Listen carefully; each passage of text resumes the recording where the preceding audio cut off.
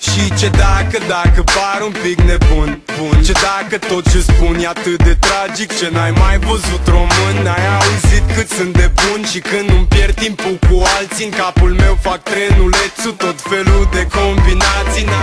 Ok, poți să încep să mă judeci, bine, dar nu mă trage de mâneci.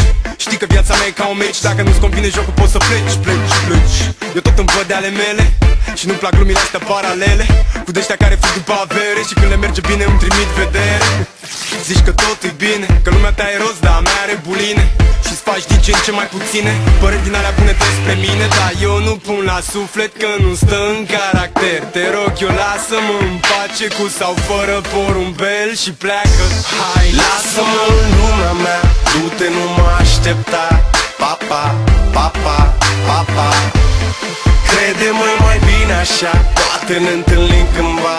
Pa, pa, pa, pa, pa, pa. hai, Lasă-mă în lumea mea, du-te, nu mă aștepta.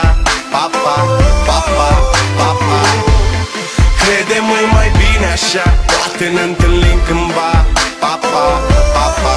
Și du-te cât poți tu de tare, vezi că avem drumuri nasoale. Vezi să nu faci accident, frate, că nu pupe ajutoare-mi văd de treabă în continuare, lumea mea e necruțătoare. Și dacă îmi pierd farmecul mă zboară ca pe vrăjitoare. Nu am timp să pierd momentul și nici să mă agit, chiar se schimbă trendul. Am mintea peste tot, privirea în centru, căciula pe urechi să nu mă tragă curentul.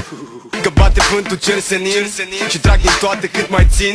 Nu vezi ce vremuri grele vin, dar lumea mea e fin până apare vreuna. Vrea să-mi dea o lecție că s-a trezit stăpâna. Zice că e cine știe ce, dar mi-e tot una.